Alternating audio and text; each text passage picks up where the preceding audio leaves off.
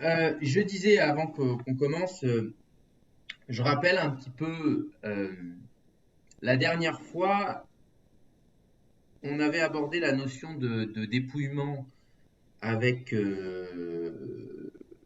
en expliquant le fait que l'homme qui est présenté en loge est ni nu ni vêtu, et, et qu'il était déjà en train de faire un premier pas dans l'initiation.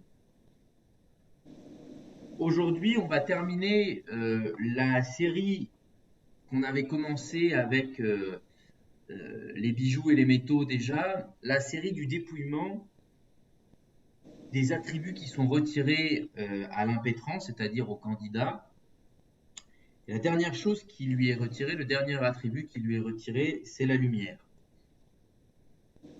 La lumière élémentaire qui lui est retirée quand on lui dépose, quand on lui demande de mettre le bandeau sur les yeux. Euh, on remarque déjà avant de commencer que après 10 séances, on n'est toujours pas entré en loge, mais là par contre, on va quand même s'approcher au plus près de la loge puisque c'est le dernier moment avant, c'est la dernière occurrence avant laquelle on est encore à l'extérieur de la loge et on va faire la demande d'entrer en loge. Alors,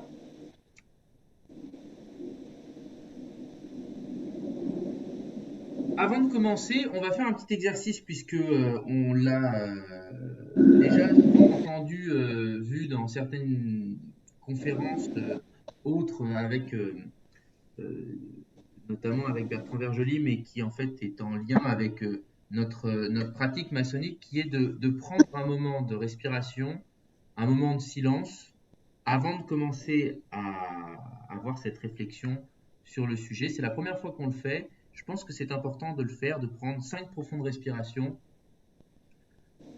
pour pouvoir entrer dans la discussion et la méditation sur ces sujets qui sont absolument essentiels. Alors on décroise les jambes et on prend 5 grandes respirations.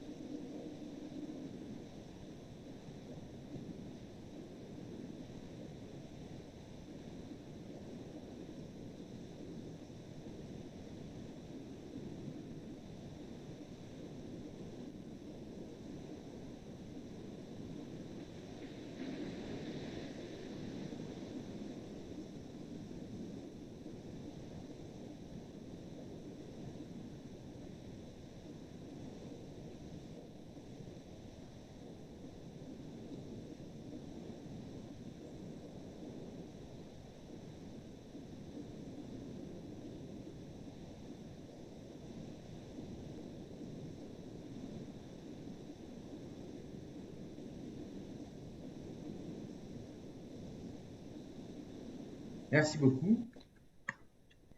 C'est un exercice que je trouve très important parce que il nous permet de faire exactement ce que l'on fait lorsque l'on entre lorsque l'on est prêt à entrer dans la loge, que ce soit le jour de sa cérémonie ou après avant chaque tenue où le maître de cérémonie nous demande de respecter un moment de silence, un moment de recueillement avant de rentrer dans le temple. Toute la partie de la cérémonie qui est ce temps passé dans la chambre de préparation jusqu'à l'introduction dans la loge correspond un peu à cette même mise en situation, cette même mise en état de dépouillement et d'obtention pour se rendre digne d'obtenir et de commencer le pèlerinage vers la lumière dont on va commencer à parler aujourd'hui et qu'on finira de traiter plus tard, puisque la lumière est une thématique essentielle de la maçonnerie depuis le tout début commencement des travaux jusqu'à la toute fin.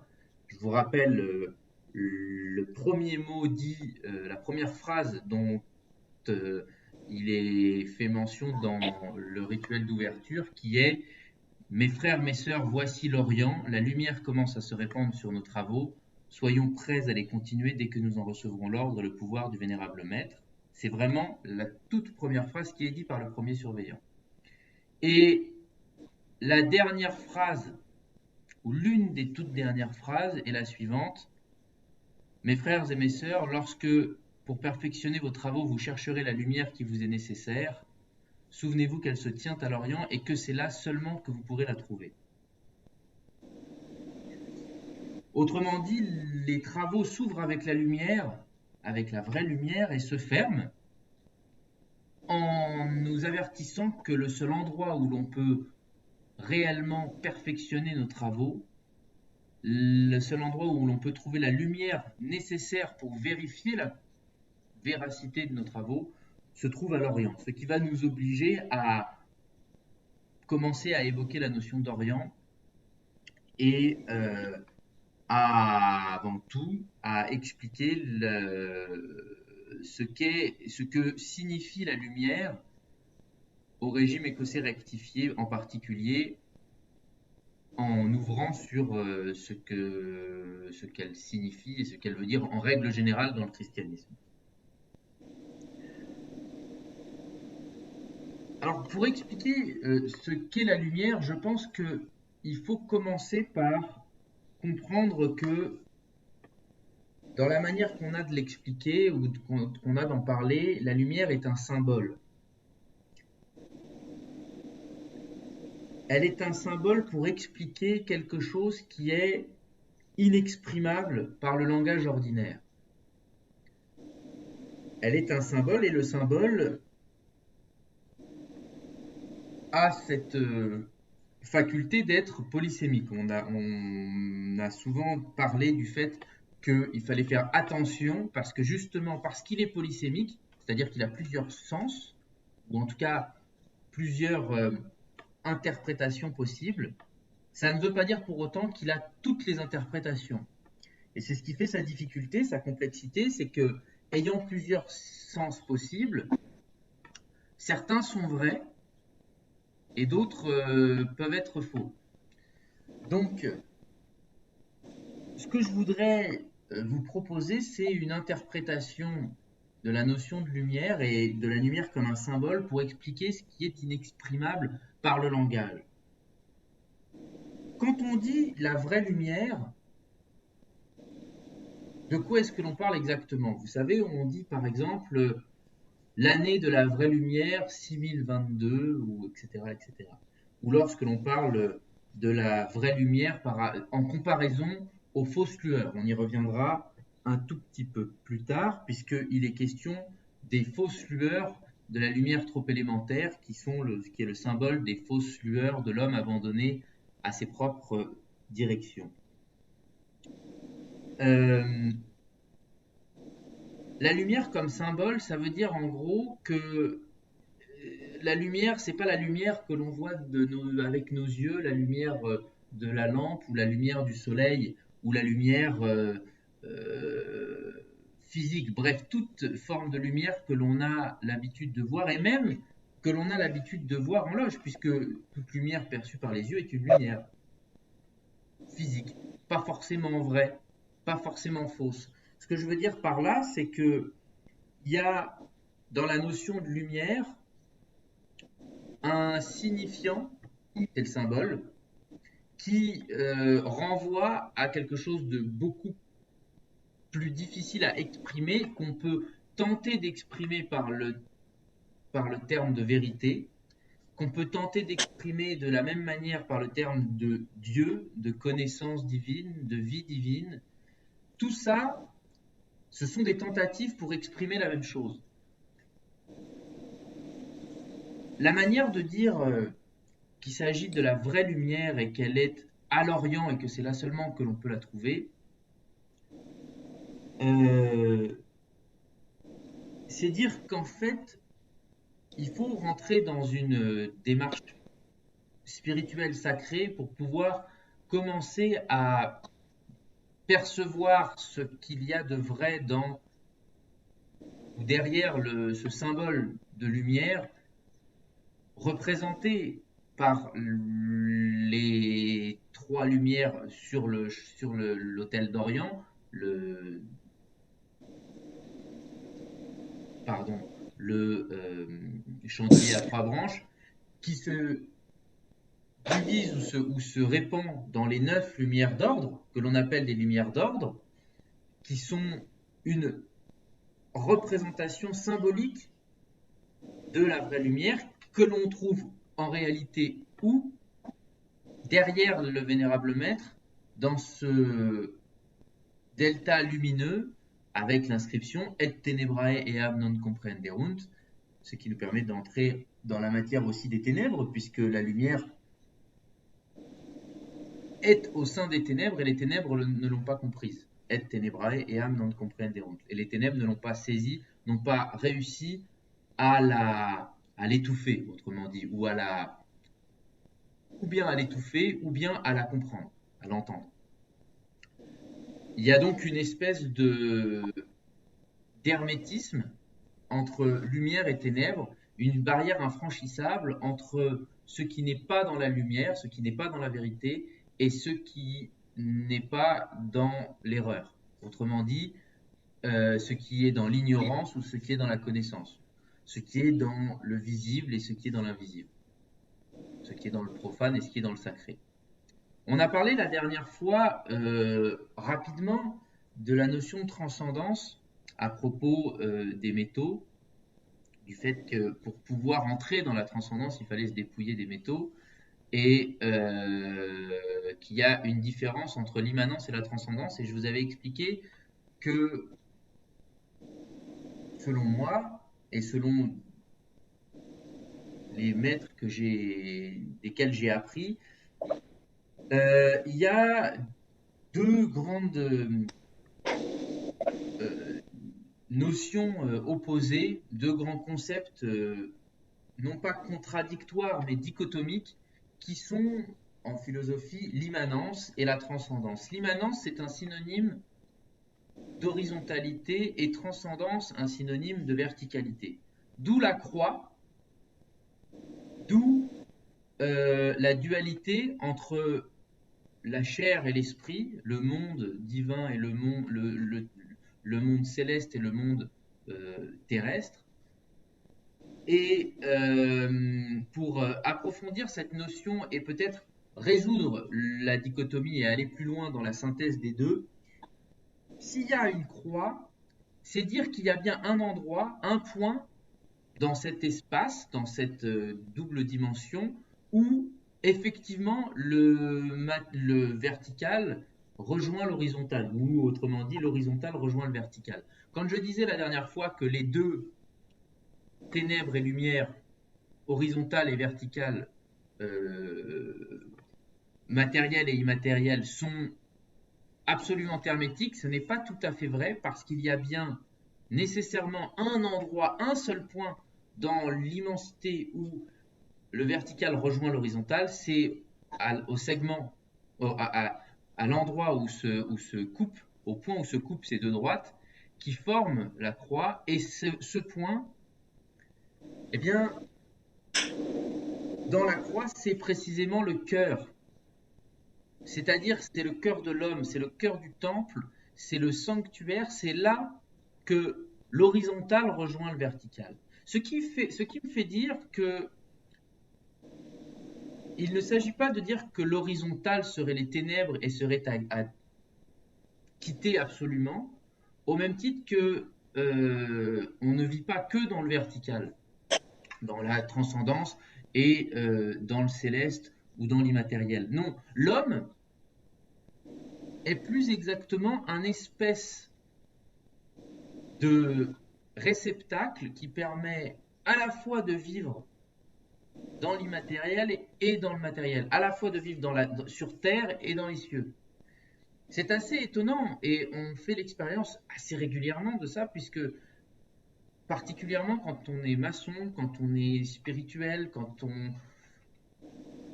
cherche le mystique en règle générale, on sent bien qu'il y a quelque chose de plus grand que la nature et quelque chose qui est au-delà de la nature. Et dès qu'on fait l'expérience de la métaphysique, c'est en tant qu'homme, en tant qu'individu, en tant que personne humaine, unique, que l'on expérimente la verticalité. Annick de Souzenel, dans une des toutes dernières conférences qu'elle a fait, elle vient de fêter ses 100 ans, explique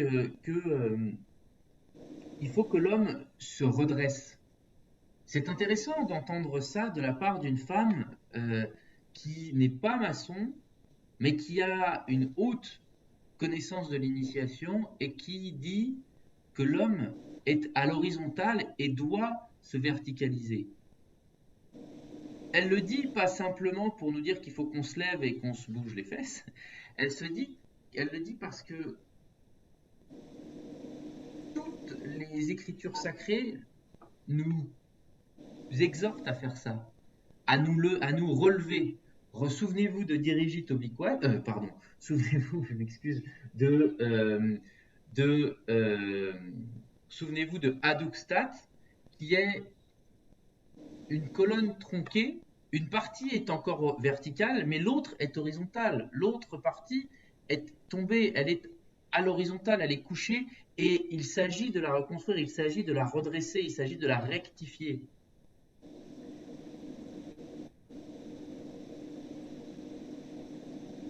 En disant ça, je n'ai pas dit grand-chose pour le moment sur la lumière et sur la vraie lumière, mais en disant ça, je cherche à expliquer que il y a dans l'immanence, dans l'horizontale, dans la vie concrète, de la lumière qui n'est pas nécessairement la lumière qui est dans l'axe vertical. D'une certaine manière, les fausses lueurs dont on parle, et on en parle ainsi, c'est au moment où l'introducteur vous dit, l'introducteur c'est la dernière personne qui est le dernier des frères qui vous est envoyé dans la chambre de préparation et qui vous met le bandeau et qui va vous introduire en loge et qui va rester derrière vous, la main sur votre épaule, jusqu'à la toute fin, c'est-à-dire jusqu'au moment où vous allez réellement faire votre travail en pleine lumière qui est de frapper les 3 coups d'apprenti sur la pierre brute. Voilà ce qu'il vous dit au moment où il vous met le bandeau. Il est absolument nécessaire que vous soyez dès à présent persuadé de votre faiblesse personnelle et de l'impossibilité où vous êtes d'avancer sans secours et sans guide vers le temple de la vérité. Alors, absolument nécessaire que vous soyez persuadé de votre faiblesse personnelle. Je sais que certains étaient davantage persuadés que d'autres de leur faiblesse personnelle, et c'est très important qu'il le soit. Celui qui, par présomption, et je vous ferai la confidence que j'en faisais partie, qui par présomption pensait que, après tout, c'était un peu du folklore tout ça, et qu'il n'y avait pas vraiment lieu de s'inquiéter outre mesure, eh bien, j'avais tort.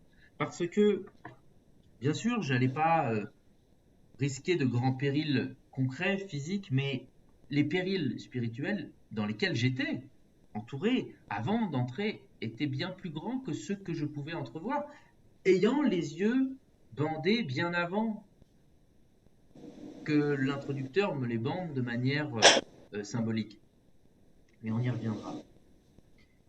Absolument nécessaire que vous soyez persuadé de votre faiblesse personnelle et de l'impossibilité d'avancer sans secours et sans guide. Vers quoi? Vers le temple de la vérité. Qu'est-ce que ça veut dire? Ça veut dire que toute cette préparation que vous avez fait dans la chambre de préparation est une préparation qui vise à vous faire sentir je dirais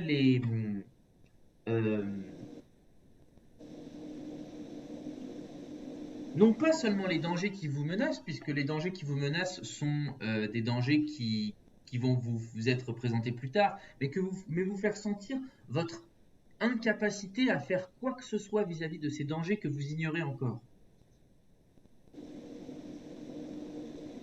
Et qui vous séparent, ces dangers qui vous séparent du temple de la vérité. Alors, je suis très heureux de lire dans le rituel cette notion de temple de la vérité, puisque c'est bien de cela qu'il s'agit. Il y a un temple de la vérité qui n'est que figuré par le temple de Salomon, qui est le grand mystère de l'homme et du maçon, et que tout maçon doit sur lequel il doit s'affairer à méditer. Mais ce temple de la vérité, ce n'est pas seulement la figuration par le temple de Salomon ou par la loge, qui est une représentation du temple, mais le temple, on le sait, on le dit, on l'a répété, et on continuera à le répéter, le temple, c'est l'homme. C'est l'homme lui-même. Le temple est un temple intérieur. L'Église est une Église intérieure. Et ce temple de la vérité est intérieur. Autrement dit, la vérité est intérieure. Et si la vérité est la lumière est intérieure. Vous comprenez peut-être pourquoi, à ce moment-là, il faut que le bijou du second surveillant soit un fil à plomb vertical, l'expression même de la verticalité sans horizontalité, je précise, pour que vous puissiez apprendre à entrer à l'intérieur de vous-même, descendre à l'intérieur de vous-même. Pourquoi? Pour chercher la lumière. Souvenez-vous, dans l'instruction par demande et réponse, on en a déjà fait mention à quelques reprises. Comment voyagent les apprentis de l'Occident vers l'Orient? Pourquoi? Pour chercher la lumière.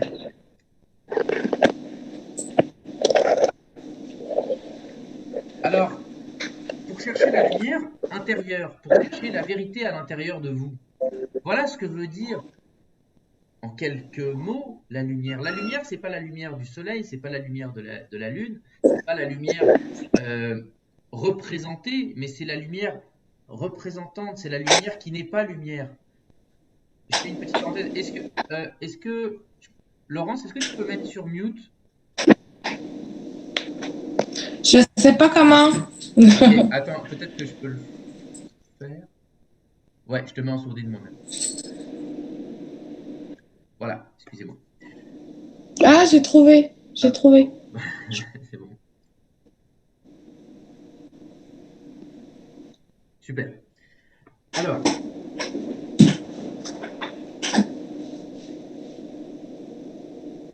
je reprends et je disais donc que c'est bizarre que ça. Non, c'est pas grave. Oui, je disais que lumière et vérité sont deux notions extrêmement proches, l'une voulant exprimer l'autre, mais la vérité étant quelque chose d'assez incompréhensible, surtout dans notre monde moderne où faire, on voudrait nous faire croire que la vérité est multiple et qu'elle est relative et qu'elle n'est pas absolue. La vérité est absolue et ne peut être qu'absolue. La vérité est une et elle ne peut pas être deux pour la simple et bonne raison que si elle était deux, elle ne serait plus vérité. Si quelque chose est vrai et faux en même temps, c'est que c'est faux. On a un problème de...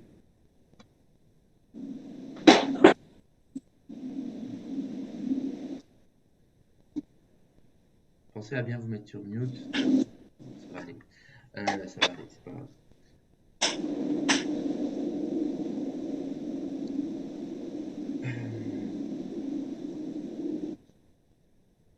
Donc, pour aller un peu plus loin dans cette réflexion, parce que je ne veux pas... Ok, il faut vraiment qu'on fasse quelque chose avec le micro, parce que ça va être compliqué sinon. Voilà, attends, ce que je vais faire, c'est que je vais couper moi mon son. Ça sera... Voilà. Je pourrais plus vous entendre par contre, mais je ferai une petite ellipse. Oui, donc je disais, quand je dis c'est vrai et c'est faux en même temps, alors ce n'est pas vrai. Il faut que ce soit plus expliqué que ça. Quand je dis que c'est vrai et c'est faux, quelque chose en logique, en mathématiques, si une proposition est vraie et qu'elle est fausse en même temps, eh bien, la raison implique que elle soit fausse et non pas vraie. Si on va plus loin que ça, et on va y aller un peu plus tard dans la vérité, ce qui va compliquer les choses, c'est que quand on parle de lumière, on parle à l'opposé de ténèbres. On vient de dire que les ténèbres et la lumière ne sont pas sont hermétiques. Quand il n'y a plus de lumière, il y a des ténèbres. Quand il n'y a plus de ténèbres, il y a de la lumière. Et l'un ne peut pas comprendre l'autre. Cependant, il y a ce point de jonction, ce point insécable qui est l'homme, qui est le cœur de l'homme, le cœur même du sanctuaire du temple qui est à l'intérieur de l'homme.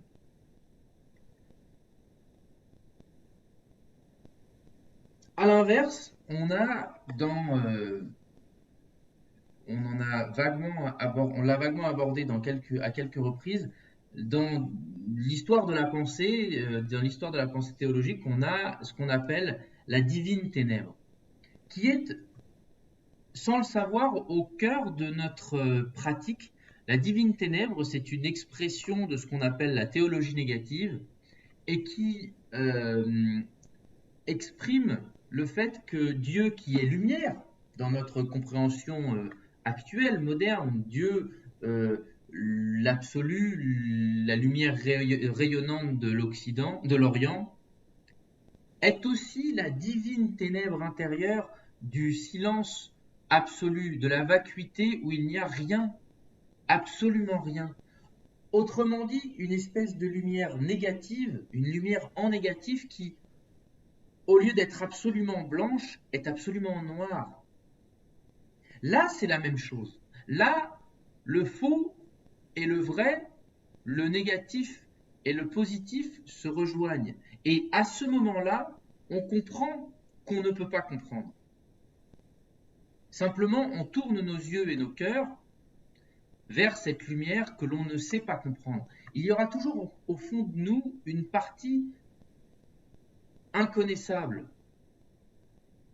des éléments que notre état humain, même spirituel, ne peut pas comprendre. Le cœur même de Dieu n'est pas compréhensible. Pour l'homme, ne nous est pas compréhensible. Simplement, on parlait la dernière fois d'humilité, c'est précisément là qu'il faut être absolument humble parce qu'il y a quelque chose au fond de nous qui ne peut pas être compris. Et il faut, devant cette absolue incompréhension, cet inconnaissable, cet ineffable, simplement se taire, contempler, prier et s'émerveiller. Je vous le propose de la manière suivante. Lorsque vous êtes vraiment devant ce qui vous paraît le plus divin en vous, le plus incompréhensible en vous, devant la beauté même, tellement belle que vous ne savez pas si elle est belle,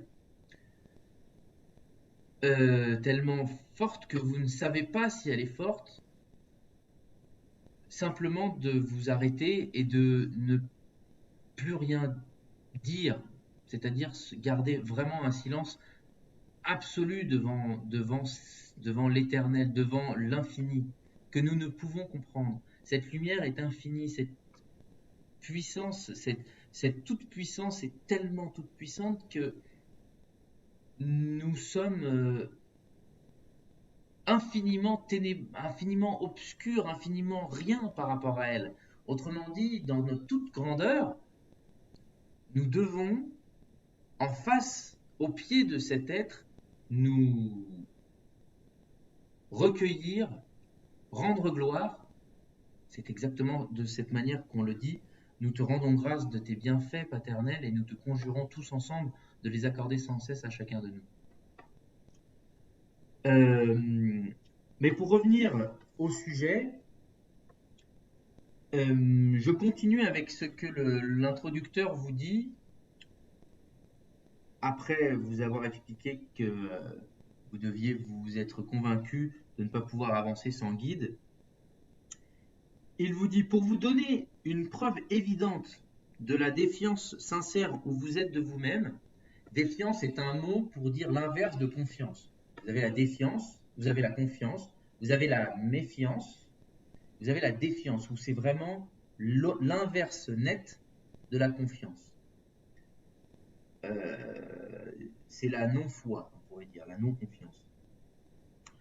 La défiance que vous avez, la défiance sincère où vous êtes de vous-même, c'est-à-dire une vraie non-confiance en vous-même d'avancer, vous devez consentir à être privé de la lumière élémentaire, symbole trop évident des fausses lueurs qui sont le partage de l'homme abandonné à ses propres directions.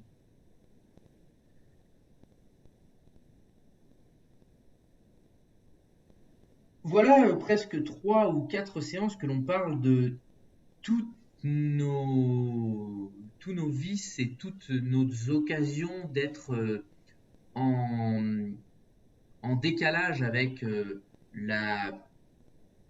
désir pur et l'amour pur et la vertu pure. Le gros problème pour l'homme, c'est que ce qui peut nous paraître une voie, la voie du salut, eh bien, bien souvent, c'est la voie de la perdition. Et c'est très difficile de trouver notre chemin si nous n'avons pas de guide. Ce que je veux dire par là, c'est que bien des choses nous paraissent être les solutions alors qu'elles sont en fait tout l'inverse. Et c'est notre grand malheur, c'est que dans notre infinie intelligence, dans notre immense intelligence, nous pouvons être dupés par notre propre intelligence. L'orgueil est l'exemple même. On croit qu'on est capable de tout et en se croyant capable de tout, eh bien on n'est plus capable de rien. Inévitablement, on chute à chaque fois qu'on veut jouer à l'apprenti sorcier, à chaque fois qu'on veut être, on se croit l'égal de Dieu, on est immédiatement renvoyé dans nos pénates, immédiatement rabattu sur terre, comme si quelque chose, un seuil nous était infranchissable. Et on en a tous fait l'expérience de se croire meilleur que les autres, de se croire meilleur que tout le monde. Et tout d'un coup, on se rend compte qu'on n'est pas du tout meilleur que tout le monde. On est bon dans son domaine, on a tous les titres nécessaires pour avancer, mais il nous manque quelque chose. On en a déjà parlé la dernière fois, il nous manque l'humilité vraie, pure, absolue, qui fait qu'à un moment donné, on est seul face à Dieu et qu'on se prosterne.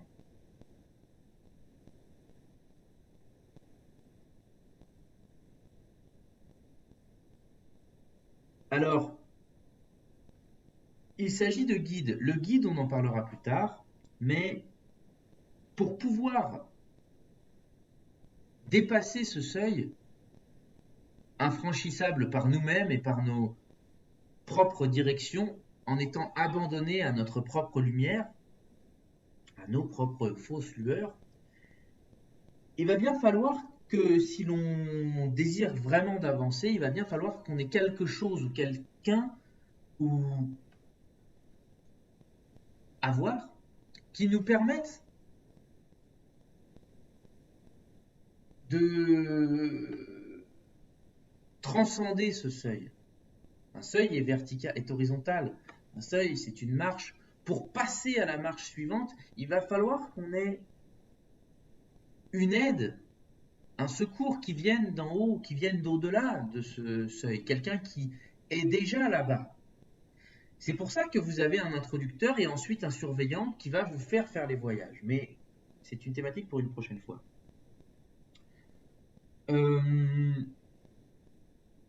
L'introducteur continue en vous disant ceci. En vous mettant le bandeau, il vous dit que celui qui, jouissant de la lumière, refuse de la prendre pour guide, soit éprouvé par les ténèbres.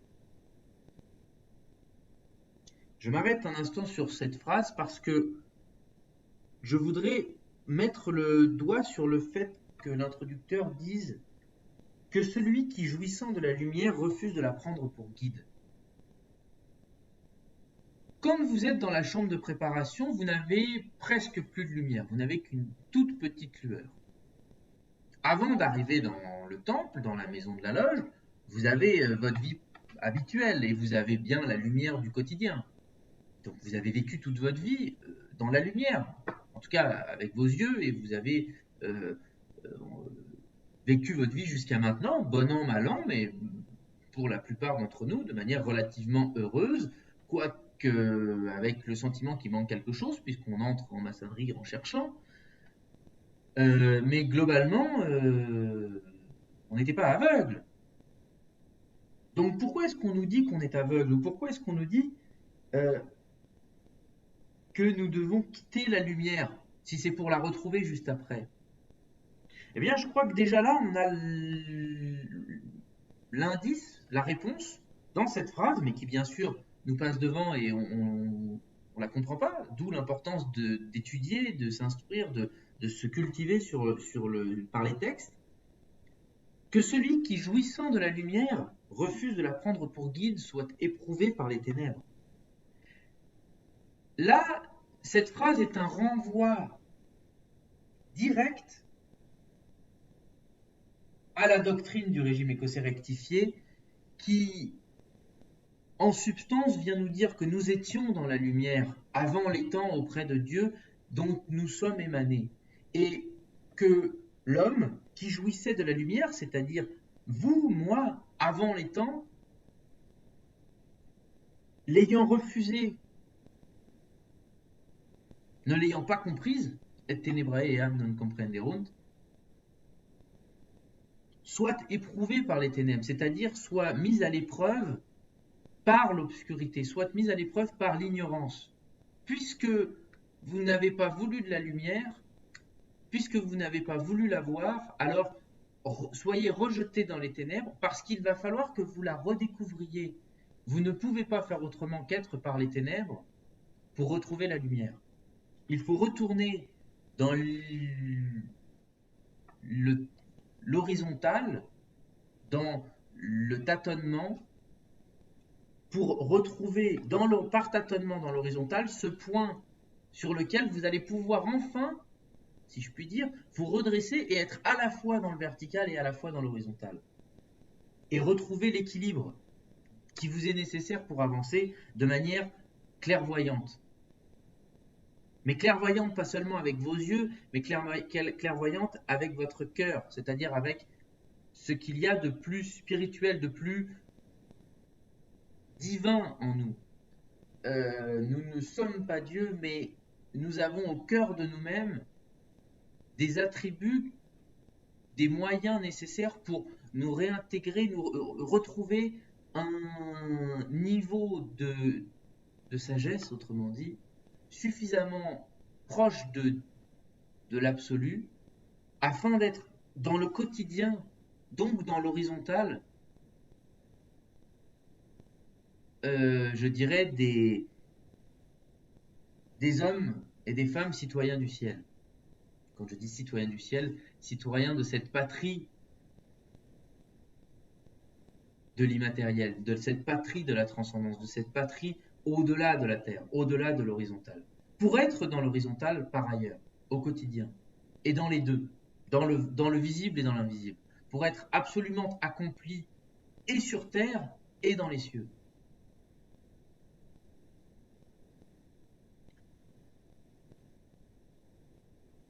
L'introducteur continue en vous disant ceci: vous êtes dans les ténèbres, après vous avoir mis le bandeau, vous êtes dans les ténèbres, monsieur, mais n'ayez aucune crainte, votre guide marche dans la lumière et ne peut vous égarer. Ce qui nous renvoie au premier tableau qui est dans la chambre de préparation, je vous le rappelle, où l'on vous parle de votre misérable état, des ténèbres qui t'environnent, de la lumière qui t'est promise, et du guide sûr et fidèle qui te garantira des dangers, ainsi que de la récompense qui t'est assurée. On en avait parlé dans la fois où on avait parlé de la chambre de préparation en tant que telle, mais ce premier tableau est une succession d'avertissement et d'assurance, de réconfort pour celui qui cherche et qui découvre que son travail va être très difficile. Et c'est vrai que c'est un travail qui est très difficile et que ce n'est pas un travail qu'on fait à la légère. Enfin, pour espérer un résultat, il va falloir le faire avec beaucoup d'assurance, beaucoup de conviction, beaucoup de cœur et beaucoup d'ambition. Je dis ça parce que c'est important de reconnaître l'état extrêmement misérable, l'état extrêmement dégradé dans lequel nous sommes lorsque l'on n'est pas, comme vous et comme moi, lorsque l'on n'est pas encore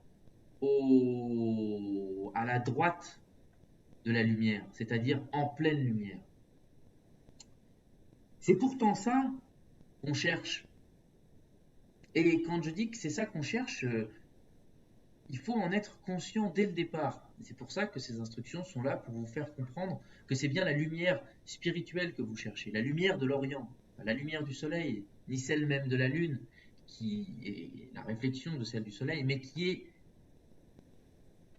celle de ce delta lumineux ou autrement de cette étoile qui est au cœur, que vous avez vue mais que vous ne pouvez pas contempler, comme le dit très bien l'instruction par demande et réponse. Quelle est cette étoile flamboyante? Que représente l'étoile flamboyante? Je l'ignore encore, dit l'apprenti, n'ayant pu la contempler. Travaillez à apprendre, travaillez à vous en rapprocher tranquillement, progressivement, à votre rythme, quel que soit votre rythme. Parce que la récompense promise par cette étoile est une récompense assurée.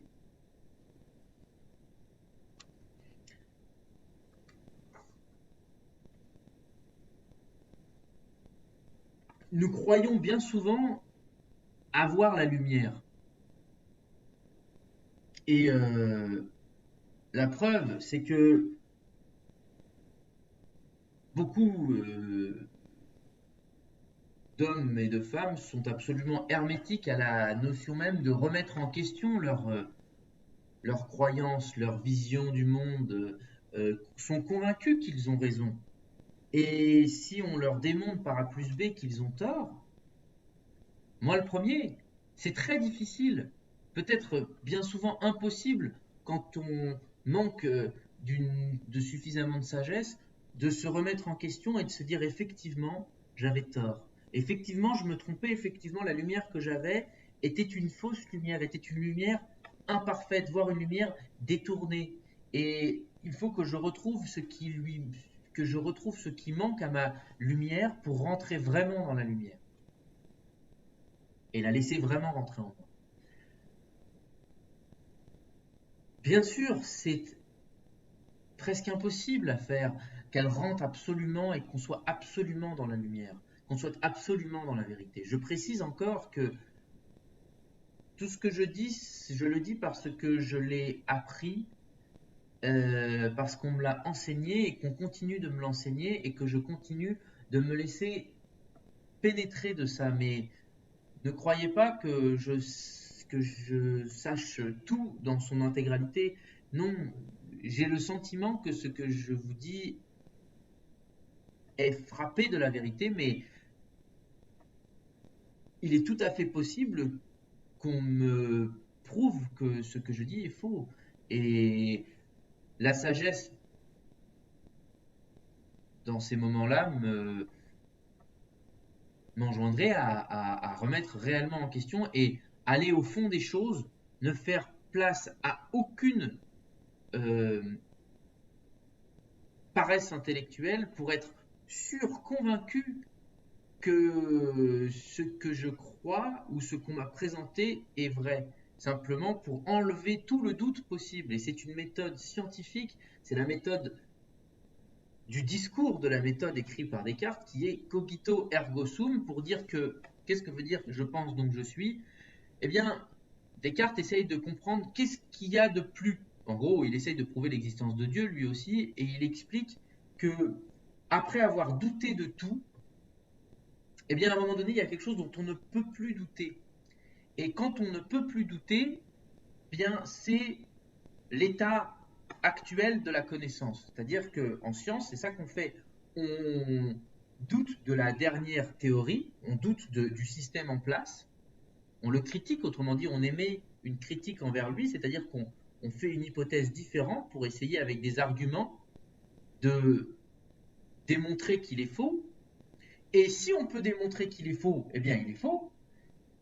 Tant qu'on ne peut pas démontrer qu'il est faux, eh bien, puisqu'il a été démontré vrai, eh bien, il est encore une considération vraie, une approche, l'approche que nous avons actuellement de la vérité. Pourquoi je vous dis ça? Parce que en métaphysique aussi, en spiritualité, c'est-à-dire la même chose, nous pouvons avoir une démarche scientifique. N'oubliez pas que, avant la définition moderne de la science, cependant, tout de même, on parle de la maçonnerie comme la science de l'homme par excellence. Autrement dit, on peut bien faire une analyse et des expériences avec une méthodologie scientifique de nos affaires. Quand on fait de la métaphysique, quand on fait de la philosophie, quand on fait quelque chose qui a trait, euh, qui est dans un domaine qui n'est pas physique, ça ne veut pas dire pour autant qu'on peut dire n'importe quoi. Et donc ça veut dire qu'il faut faire très attention à ce qu'on fait. Pour ça, il y a deux choses essentielles qui sont, premièrement, la rigueur intellectuelle, c'est-à-dire l'inverse de la paresse. Il faut vraiment aller au bout des choses et ne rien lâcher tant qu'on n'est pas allé au bout des choses. Et deuxièmement, l'honnêteté intellectuelle qui est de ne pas manipuler, de ne pas faire de la malhonnêteté intellectuelle, qui serait de manipuler les résultats des expériences. D'accord? C'est très important parce que quand on fait ça, si on fait ça, si on fait de la malhonnêteté intellectuelle, si on fait de la paresse intellectuelle, les résultats qu'on a sont faux, sont faussés, c'est donc de la fausse lumière, si je puis le dire ainsi. On est donc dans les fausses lueurs, et si on est dans la paresse et on est dans la malhonnêteté, alors on est continuellement aveuglé.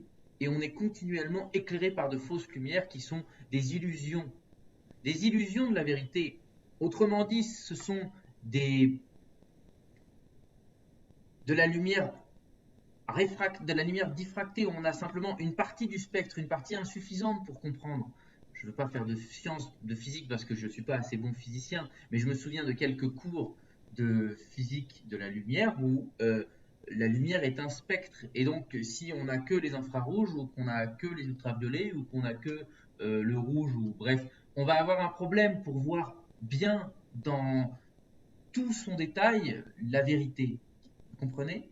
Et donc cette lumière, elle est une lumière qui n'est pas seulement une lumière physique, puisqu'elle veut éclairer plus que le physique, elle veut éclairer le métaphysique. C'est une lumière qui n'éclaire pas que le matériel, elle éclaire l'immatériel. Pour éclairer l'immatériel, il faut que la lumière soit immatérielle.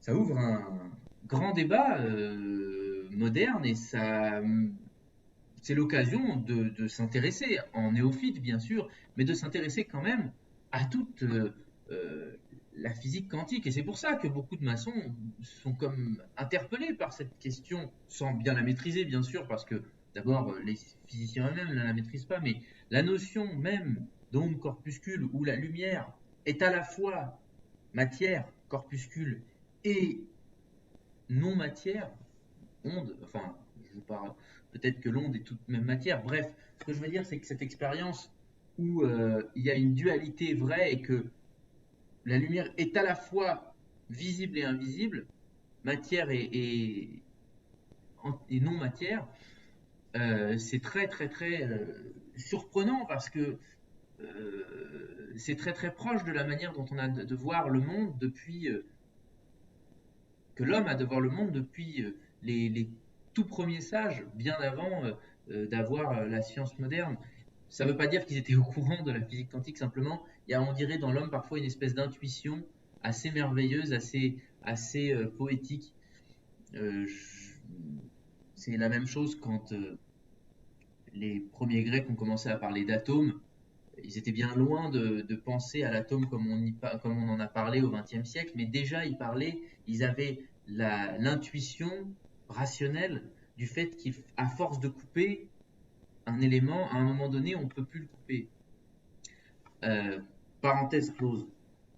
Mais peut-être que là encore, au bout du monde, au bout de l'univers, se trouve la même chose que ce qu'il y a dans le cœur de l'homme, c'est-à-dire ce point insécable où on passe du matériel à l'immatériel, où on passe de l'horizontal au vertical. Je ne sais pas.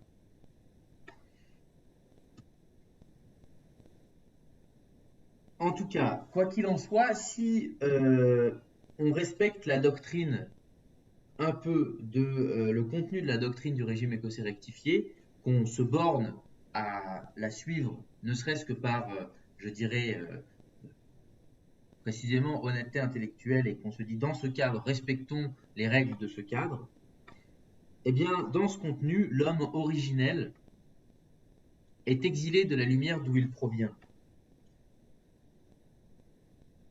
Et pour qu'il retrouve cette lumière, il doit faire depuis les ténèbres dans lesquelles il se trouve, dans lesquelles il a été projeté, il doit faire le pèlerinage, et j'insiste sur cette notion de pèlerinage, de retour à l'intérieur de soi, de pèlerinage inverse vers sa source lumineuse, pour réintégrer son état originel que l'on dit avant les temps, dans le sein de Dieu, dans un corps qui n'est pas un corps, qui est un corps glorieux, qui est un corps au-delà du corps. Le fameux corps glorieux dans la représentation, je dirais, figurative de l'art médiéval et jusqu'à finalement assez récemment. Vous savez, quand on représente un saint, on le représente avec une auréole, voire entièrement auréolé, son corps entièrement auréolé. Pas seulement avec une auréole au-dessus de la tête, mais avec un corps entièrement auréolé, qui n'est plus un corps physique, mais qui est un corps glorieux. C'est ça que veut dire gloria. Le corps glorieux, c'est un corps en dehors de la matière. Alors, on peut faire un parallèle avec la notion de projection astrale ou autre, que je ne maîtrise pas du tout et sur lequel, sur thématique sur laquelle je ne m'attarderai pas, mais il y a assurément des traditions orientales, j'entends par orientales des traditions hindoues ou taoïstes ou autres qui d'une manière différente, expriment la même chose que le corps glorieux du Christ ou d'Adam auprès de Dieu dans l'Éden. Bref, euh,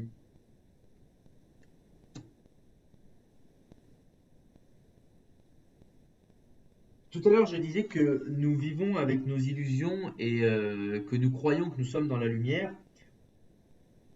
Parfois on vit toute notre vie de cette manière. Et autrement dit, quand je dis qu'on vit toute notre vie de cette manière, c'est dire qu'on vit toute notre vie avec un bandeau. C'est pas seulement quand on arrive dans le temple et qu'on nous met un bandeau sur les yeux à la sortie de la chambre de préparation. Finalement, si on regarde les choses avec un peu plus d'attention, on se rend compte que on a parfois vécu toute notre vie avec un bandeau sur les yeux et on a même oublié la présence de ce bandeau. Et peut-être, pour certains, on passera notre vie entière avec un bandeau sur les yeux et on ne se sera jamais rendu compte qu'on a eu un bandeau sur les yeux. Ce n'est pas grave en soi, ce n'est pas une tragédie absolue et on n'ira pas en enfer parce qu'on a gardé un bandeau sur nos yeux toute notre vie. Simplement, peut-être faut-il croire que ça prendra d'autres occasions, d'autres chances pour espérer un jour retrouver cette lumière originelle en retirant en s'extirpant de ces ténèbres dans lesquelles on s'est plongé et dont on a oublié, de ces ténèbres lumineux dont on a oublié qu'ils étaient en fait quand même ténèbres.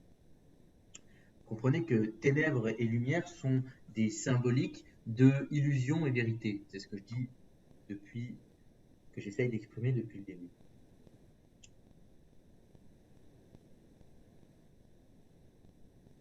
Mais c'est quelque chose que l'on retrouve aussi, et vous l'avez certainement entendu, puisque c'est un lieu commun de la philosophie.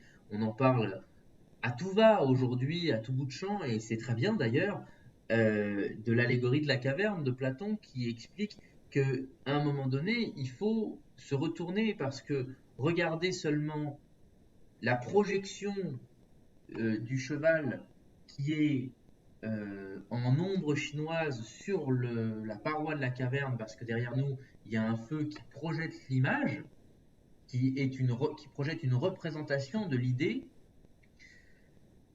La quête du sage, du philosophe, mais autrement dit, la quête de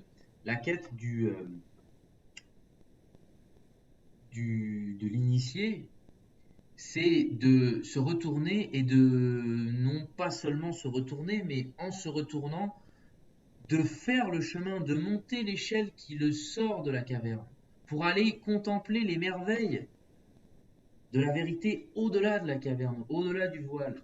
Et que doit-il faire ensuite? Eh bien, c'est expliqué très clairement dans l'allégorie de la caverne de Platon, ne l'a pas inventé, il s'est inspiré de penseurs avant lui, il ne faut pas croire. Et il explique qu'il va falloir, c'est au livre 7 de la République, il faut que pour que la République, pour que la politique, autrement dit, pour que le monde horizontal, le monde dans lequel nous vivons, soit bien, heureux, organisé et avec l'espoir de pouvoir s'accomplir, eh bien, il faut retourner dans la caverne une fois qu'on est allé dans ces hauteurs. C'est extrêmement important. On ne peut pas que rester à l'extérieur, sinon on fait preuve d'un égoïsme absolument terrible. Nos frères, nos sœurs qui sont sur Terre et qui n'ont pas, je dis nos frères et nos sœurs à dessein, qui ne sont pas initiés, mais qui sont nos frères et nos sœurs parce que ce sont nos frères et sœurs, hommes et femmes, euh, doivent compter sur notre présence et notre haute connaissance pour pouvoir être saisis le jour où ils veulent être saisis, pour pouvoir être reçus le jour où ils veulent être reçus. Vous comprenez ce que je dis? C'est très important parce que votre formation que vous avez en tant qu'apprenti, la raison de votre apprentissage, c'est bien sûr de découvrir le vrai bonheur, le fameux vrai bonheur de la, auréolé de cette lumière et caché derrière les illusions, mais de le trouver pour le transmettre. Vous savez, à la fin de Into the Wild, il y a cette phrase que j'ai oublié le nom de ce garçon qui est le personnage principal, qui est une histoire vraie. Il écrit juste avant de mourir, en marge de son livre, du livre qu'il lit, Happiness is true only when shared. Le bonheur est vrai que lorsqu'il est partagé. Et donc, si on est seul en dehors de la caverne, si on est seul dans l'éternité, alors c'est pas l'éternité qui était prévue. Euh, et on n'est pas seulement seul, on est seul, absolument seul. En fait, on n'est pas sorti de la caverne si on est seul. C'est pour ça que c'est très important d'avoir une vie active dans la cité et d'être demain pour vous des vecteurs des vecteurs d'initiation balisés par nos rituels maçonniques, particulièrement du régime écossais rectifié, qui est, comme c'est très bien dit, la voie la plus prompte et la plus sûre pour découvrir la lumière. Ça, c'est un passage qui est dans l'instruction morale, qui a été lu avant-hier à Logos et Agapé pour, pour la cérémonie de Laurence. Voilà ce qui est dit. Si Je voudrais vous retrouver le texte exact. Voilà. Enfin, on vous a bandé les yeux. On est en train de vous expliquer dans l'instruction morale de quoi il est question. Enfin, on vous a bandé les yeux. Vous sentiez en effet votre ignorance sur nos mystères. On s'était assuré que vous désiriez sincèrement d'en sortir et qu'inquiet de votre état, vous cherchiez la route la plus prompte et la plus sûre pour découvrir la lumière. Vous cherchiez la route la plus prompte et la plus sûre pour découvrir la lumière. Voilà à quoi a servi cette première épreuve qui est de voir si vous vouliez réellement vous enlever ce bandeau. Et si vous cherchez la route la plus rapide, la plus prompte et la plus sûre, la plus garantie pour enfin vous débarrasser de vos chaînes et de vos bandeaux, le bandeau étant ni plus ni moins qu'une autre image des chaînes de l'esclave, qui n'attend qu'une chose, c'est de s'en libérer définitivement. Ici, tous ensemble, normalement, assurément, nous avons tous quitté ce bandeau, nous avons tous fait un premier pas dans la lumière, elle nous a été rendue dans tout son éclat. Maintenant, rendez-moi digne de la recevoir. Souvenez-vous, que venez-vous chercher ici, monsieur, madame? Je viens chercher la lumière. Comment comptez-vous l'obtenir? Rendez-moi digne de la recevoir. Rendons-nous dignes de la recevoir, cette lumière. Comment? Par la pratique, par la méditation, par la tentative de la compréhension de ce que tous ces signifiants qui sont les symboles veulent nous dire. Un symbole est un signifiant, c'est-à-dire c'est comme autrement dit, comme un signe, comme une figure, comme une parabole, comme une icône. Ce sont des vecteurs, des moyens de communication. Et qui dit moyen de communication, dit communication d'un signifié, d'un contenu. Le symbole est un contenant, est un vecteur, et ce qu'il veut dire, ce qu'il signifie est le signifié. Mais comme le phénomène de photocopie, à un moment donné, vous comprenez que le symbole perd nécessairement une partie de ce qu'il veut dire. Parce que il est une représentation. Même le symbole est une représentation. Attention de ne pas idolâtrer les symboles. La pierre brute, l'équerre, le compas ne sont pas des idoles, ne sont pas des dieux, ce sont des pièces du puzzle qui seules ne veulent rien dire ou pas grand-chose et qui ne prennent leur sens, qui ne révèlent leur sens complet que lorsqu'elles sont ensemble mises et que le sens qu'elles cachent, qu'elles veulent transmettre, qu'elles cherchent à transmettre, que le sens profond, réel et pur pénètre en vous. Alors oui, seulement là, on peut espérer être digne de recevoir cette lumière. C'est pour ça que ça prend un peu de temps et qu'on n'est pas immédiatement initié par l'opération du Saint-Esprit. En tout cas, ça prend plus qu'une fraction de seconde. La preuve, c'est que Sic transit gloria mundi, cette lumière éphémère qui passe devant vos yeux, c'est l'exemple même de la gloire du monde qui passe comme une ombre instantanément. Elle est gigantesque, mais elle est encore une fausse lueur. Attention de ne pas rester dans cette vision de la fausse gloire du monde qui est extrêmement brillante, aveuglante même, brûle parfois les sourcils pour certains, et moi le premier, et finalement nous perd. La vraie lumière qui est rendue est celle qui est rendue après Sic Transit Gloria Mundi, après cette explosion de lumière. Lorsque l'équilibre revient et que là, vous avez vu toutes les armes dressées pour votre défense.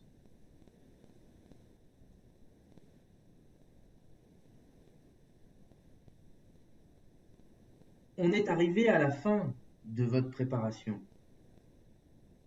quand on vous a mis votre bandeau. Vous êtes sur le point d'être introduit. C'est déjà le début de l'initiation. Et la prochaine étape, immédiatement après, c'est de frapper 3 coups à la porte de la loge et d'être introduit. Et de vous laisser guider par le guide sûr et fidèle dont j'ai commencé à faire mention. Et ce guide sûr et fidèle, ce sera le sujet de la semaine prochaine. Nous prendrons le temps d'approfondir dans la continuité de ce qu'on a dit aujourd'hui, quel est le rapport entre la lumière que vous venez chercher et le guide sûr et fidèle qui doit vous emmener vers elle. Voilà, c'est ça que je voulais vous dire pour aujourd'hui. Je vous remercie infiniment de m'avoir écouté avec autant d'assiduité et de calme. Et je vous dis à tous à la semaine prochaine.